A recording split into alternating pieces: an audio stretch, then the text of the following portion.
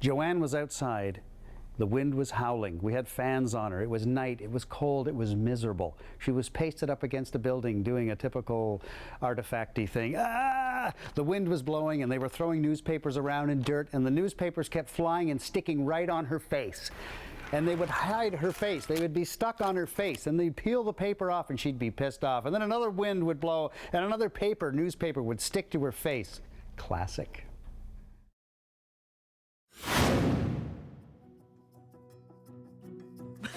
No one wants to do stunts. Maybe Allison, because she's still young and excited. Not Joanne.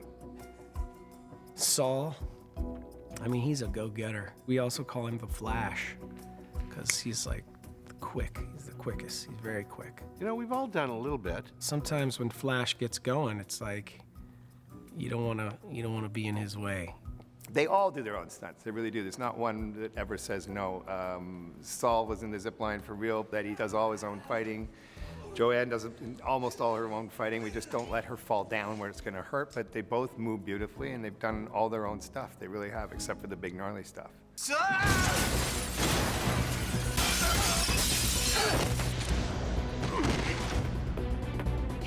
We've had a lot of great effects. What's that? I loved lifting the 7 people in the museum. On the pilot, we flipped a car. And I used to love the zip line. I love the idea of Artie zipping around the warehouse. Lots of room to breathe. Eddie sometimes complains when he has to get a harness on about it being a little tight down there. Well, they put me in a harness that I call the emasculator. His harness hurts his cojones. And he used to say, "We have to fly. Do we really have to fly?" Well, yeah, you have to fly because you see, if you read this, it says, "Pete flies across the room." Good thing he already has the number of kids that he wants. The thing is about wanting to do stunts, I don't mind doing them. It's just that nobody wants you to do them, really, because you get hurt. Stunts you got to sort of take pretty seriously, especially when you're doing fight stuff, because if you're working with a stunt person, it's like they're not going to hit you for sure, but you really have to be careful to not hit them. I've definitely had a few close calls on a punch where I thought I was, like just that far away from hitting somebody. We flipped the SUV in the pilot, and Jace Alexander was directing, and the car came to a rest, and usually we come running in to make sure the driver's okay. And there was no cut for like 60 seconds while everybody wondered what was going on, or why we weren't cutting, or if somebody forgot to say cut. That was funny, because it was me in the car, giggling it hysterically, watching a whole crew like this, not moving until somebody said cut. So when I came out, I said, I could be dead here. The truth is, none of us are really thrilled about the possibility of laying up work, and there are stunt people who are really good at it. So it's a foolish thing. We're not in silent movies anymore, where they used to, oh, did he die? Oh, who's next?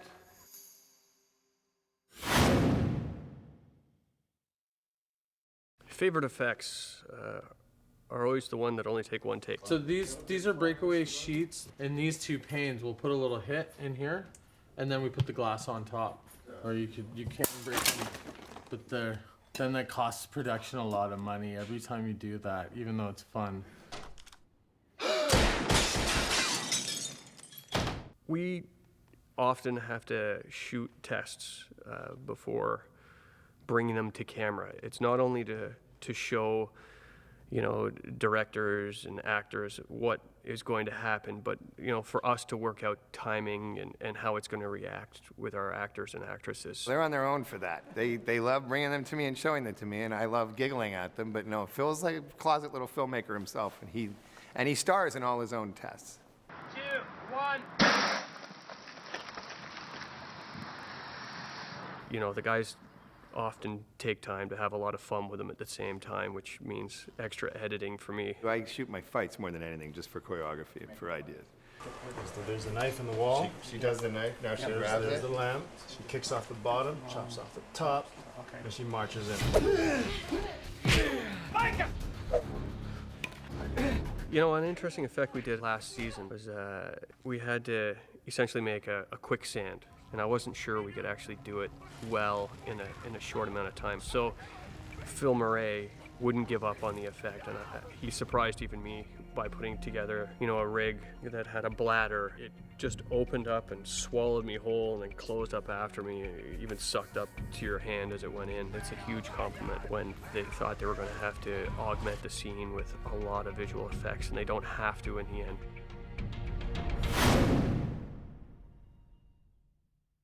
The vast number of effects that we do per show, you really have to lean on people who do a thing or a couple of things very, very well, and you have to make sure that they can turn those effects around in the time frame that's allotted. Because in some cases, we're turning around 100, 200, and some episodes 300 effects within a 3-week period, 10 days to 15 days.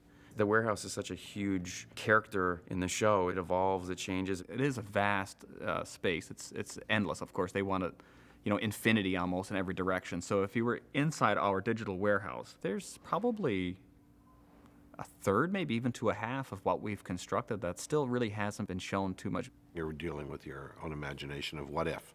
So working with a green screen isn't a lot different from not imagining a camera crew or an audience on stage. It's one of the more difficult things about the job, and also strangely, in some strange way, one of my favorite maybe. Well, you just kind of get used to it, to be honest with you. I mean, the first time somebody says, okay, there's going to be some ball of light that's going to like ping pong off the shelves and then bounce off here, and then there's going to be an explosion over here, and then something else happens. You're like, okay, well, how the heck is that going to work? But now it's just sort of everybody's like, okay, cool, so you'll just tell us when the stuff's happening and we'll react to it, no big deal. It's a lot of work. You get to use your imagination, which is a wonderful thing. The more that you've got there, the easier it is just to do it. So we called it schmacting. That's Saul's expression. I think Saul and or Eddie made it up. It's acting in front of a green screen. It's when you have to go, and there's nothing there. You have to go, and there's nothing. You're not shooting anything, or monsters are coming at you, or you're rowing a boat on the Pacific. It's schmacting. You're making it all up. The other thing too is you feel really silly doing it. So you kind of get to set, and they're like, and the ceiling's coming down, and then like you're looking at your other actors, and you're like, okay, well, how do you feel about the ceiling? Like, are you going to be really scared about the ceiling? Like, and it's just so ludicrous. Like, you're just like children reacting to things that aren't there and trying just not to look like a complete fool. But then when you see the show all put together, it works so well that after you just don't question it anymore.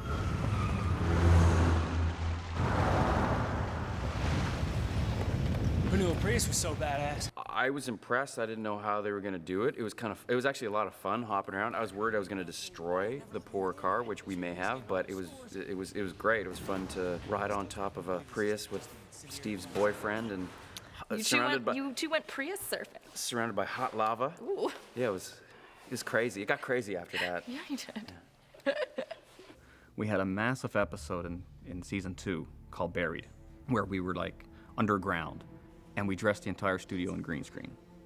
It was very minimal sets, only enough for the actors to interact with, and then we recreated everything else. The rest of the environments were all CGI. They were always doing it. Actors were doing it when they were in an amphitheater in Greece, and putting masks on. It was an imagination going on, and people had to imagine that they were wherever they needed to be, and the audience had to imagine with them. So I don't know if things have really changed that much.